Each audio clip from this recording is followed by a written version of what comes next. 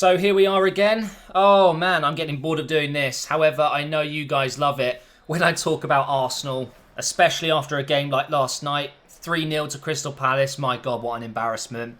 Now, as usual, I've left it till the next morning to record this. I don't like talking about it right after the game when emotions are running high. I'm angry at certain things. So I've collected my thoughts and let's get right into it. First of all, Crystal Palace deserved this win. 100%. They were absolutely fantastic, and they have been over the last few weeks, especially since Big Sam started to get a feel for it. I think that when he joined, it was a little bit difficult the first few games for him, but once again, he's shown how he is just the ultimate manager to save a team from relegation. He's completely turned it around, and they do look like a much better squad. He's getting the best out of their players. I mean, Zaha, absolutely fantastic. He looks world-class at the moment. Andros Townsend, looking really good. Benteke, CABAYE. And then you've got Sacco on loan from Liverpool, bossing it like a world-class defender. And you just got to clap. You just got to say, well done, Crystal Palace, because it has been incredible over the last 6 games for them. 5 wins out of 6. I mean, that is seriously impressive. Beating Chelsea and now Arsenal.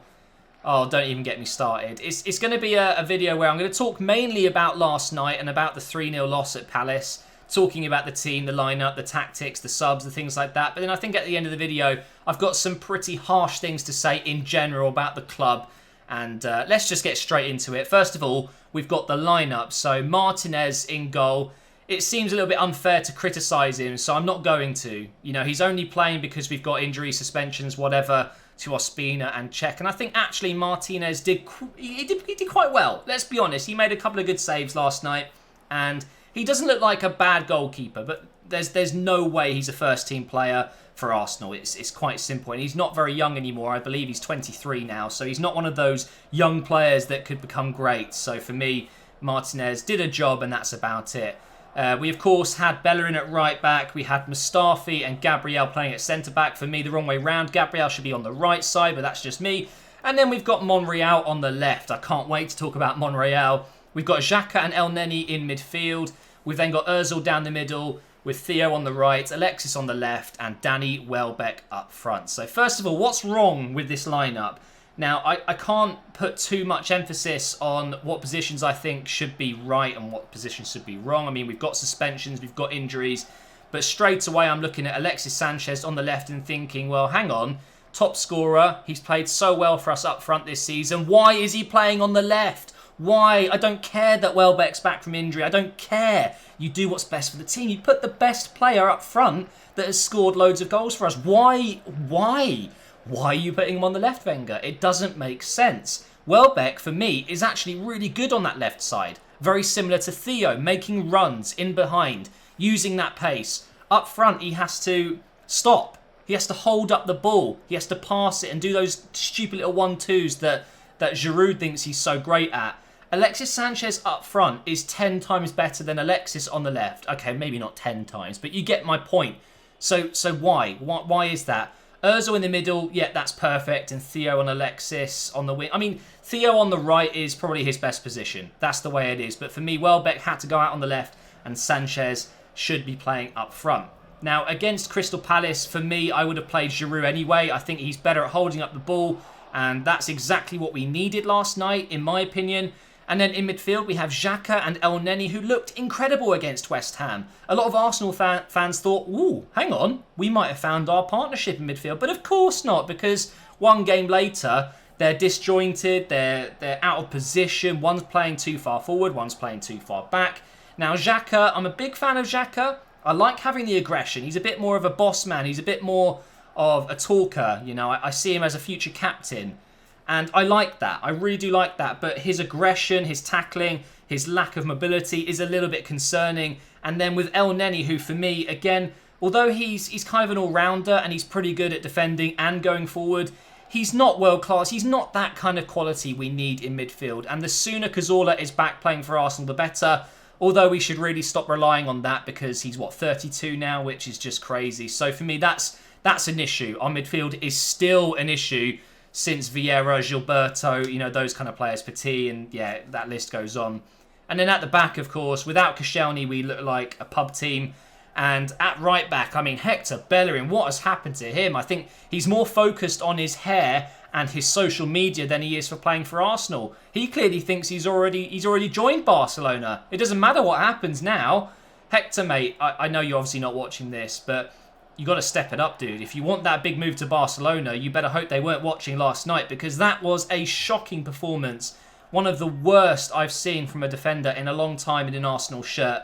Just lacking of confidence. And I don't blame you, lad. I really don't. I saw that moment when the ball went out of play and the Arsenal fans wouldn't even throw it back to you. That must have hurt. That really must have hurt. And I'm sad that that actually happened. And I don't think it's personally aimed at you. I think just in general, Arsenal fans are just really angry at the whole situation. And a lot of the players just not showing fight and team spirit, you know. I can't imagine how toxic the training ground is at the moment. This morning must have been horrible, turning up and everyone's just looking at each other thinking, wow, we got smashed 3-0 by Crystal Palace. I mean, that is a joke. And then we've got freaking Mustafi, £35 million. £35 million. World Cup winner, German international. Without Koscielny next to him, without Koscielny to hold his hand, he just looks like a chicken that's lost. It's laughable. Mustafi is out of position more times than he's in position. He makes reckless challenges. He's always going to the ground. Stay on your feet. He got an early yellow card as well, I believe. He just took someone out, and I just thought to myself, why? Why are you doing that? And then we've got Gabriel, who, again, similar to XHAKA, I really like Gabriel's kind of aggression. He's got that Brazilian flair, you know, and I love that about Gabriel, but he's just a little bit unreliable, and he's not a first-team player. He's a great player to have on the bench. He can come on and play at right back if you absolutely need him to. And he's a good utility player. But for me, Koscielny's our only really solid defender at the moment. We need to be bringing in someone that can play alongside him, or at least get Mustafi's form back to where it was. He went 19 games without a loss. I mean, that's actually incredible. So please, Koscielny, get Mustafi working again, because that was a good partnership at the start of the season. But recently, very, very poor. And please, Koscielny, sort out any injuries you've got, even if it means taking the rest of the season off. Come back stronger next year, because we need you so bad. And then on the left, Nacho Monreal. For me, one of the most consistent players in the Arsenal squad over the last few years. Really, really impressive last season. But this season, why is he playing ahead of Gibbs, who for me is still in the prime of his career? Gibbs is by no means a fantastic left-back. He's a good left-back, right? He's not England first team. I think that says a lot. And he's not Arsenal first team quality, but he's better than freaking Monreal. So unreliable, Monreal. I think sometimes he's a much better player going forward. He gets those crosses in, but then half of those crosses don't even meet a teammate. He combined well with Alexis Sanchez on that left side sometimes, but then as soon as the ball goes down to Zaha, it's game over. He can't deal with him. It's so frustrating. You know, I think about Theo Walcott as well, our longest serving player. Is he captain material? No, he's not. And I'm sure that actually he is one of the players that people talk to, and that, you know, Theo feels comfortable barking orders, you know, because he has been at the club so long. But you look at Theo, you think, well, okay, you've contributed quite a few goals this season, but really, in general, what does Theo do? He gets the ball, he runs, and he loses it. But then every now and again he comes up with a goal, so we all think, oh, Theo's fantastic, he scores goals. But it's just similar to Monreal, just unreliable. Unreliable, that's the word. I think all of our players are unreliable. Alexis Sanchez last night really wasn't up to it. And again, I don't think I blame him either. If you're playing in this Arsenal squad and you know you're 3 times better than all of them combined, you're not going to play well, are you? You're just going to slump there and just think, what the hell am I doing in this shitty team, you know? Alexis Sanchez, it's just 3 months, mate, and then you can move on to Chelsea or Juventus or whatever you're going to do. It's quite clear that Arsenal are not good enough for you, and I do not blame you for 1 minute. And it's the same for Ozil. I don't blame Mesut Ozil for wanting to leave as well if he does. I think actually Mesut will stay, and I think Wenger's probably going to end up staying, and that's why Ozil will as well. I've got this horrible feeling that Wenger is going to sign a 2-year extension, and I'm just going to cry myself to sleep because he does not deserve a 2-year extension. I hate the way that Wenger talks like it's his decision. He is an employee. He is definitely 100% not in charge of the decision on whether he stays or not. The only way that that would be fair is if the board say to you, here is your 2-year contract. It's up to you whether you want to sign it. Whether they've said that or not, I don't know. But my God, they need to tell us now. It needs to be now. We need to know if Wenger is staying or if he's leaving. If he's staying, these players will play for him more than they would right now when everything's in the balance. Whereas if Wenger says he's leaving at the end of the season, everyone can just get behind the team, go out with a bang, because he's a legend at this club. But Wenger, mate, I'm sorry, but you're tarnishing it every moment that you're still at this club. I love him. I love Wenger. He's a fantastic person. He's a really intelligent coach. And for sure, the best thing that's happened to this club in its history, probably. But every single game, especially when we lose so badly, like, fair enough. If we lose but we played really well, that's no problem for me. But when you lose in the fashion that we did last night, I get to the end of the game and I think, that is just a joke. And that is exactly how I felt last night. It's just a joke. We were awful. We were absolutely awful. The defence were all over the place. The midfield were all over the place. The front four, all over the place. I don't even know what to say, guys. I said I'd end the video talking a little bit more harshly and in general. And I think this is how I will end it.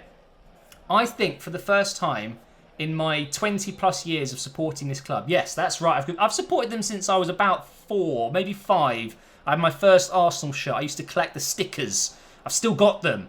Okay, I love this club, but this is the first time since I can remember ever that I've wanted this team to not be successful. And you're probably thinking, what are you talking about? You know this magical top 4 trophy that Wenger likes to talk about?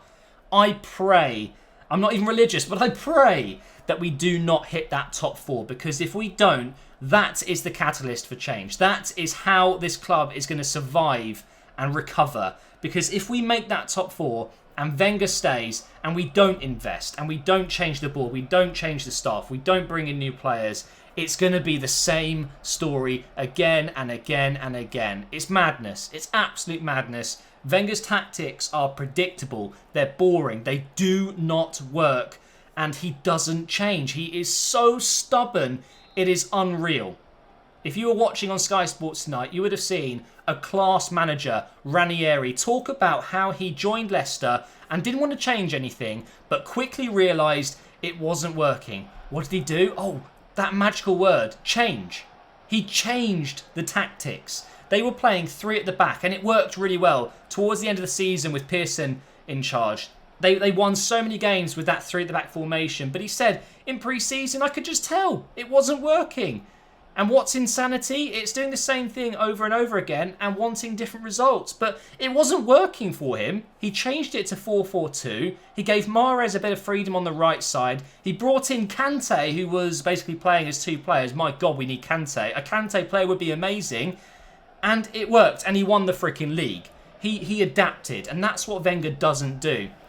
And that's what frustrates me the most. It really, really does. I think Arsenal need to finish in 6th.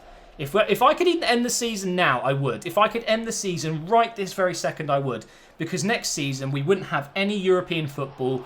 We can just chill. Take a year to relax and rebuild. Because that is what Arsenal needs. A complete rebuild and a start from scratch. I think I'm done. As usual, these videos, I just get very emotional and into it. But thanks for watching, guys. If you have enjoyed it and you think I've made some good points, please do leave a like rating. And of course, feel free to dislike it if you don't agree with what I'm saying. But it's just an opinion. That's what football is. It's a bunch of opinions. So hopefully you can understand from my perspective. And I've got complete and utter respect for anyone who disagrees with me. That's absolutely fine. But as an Arsenal fan, right now, it's just not... I'm not happy with it. And I think we need to change. We really do. But anyway, I'll see you tomorrow for another Career Mode episode.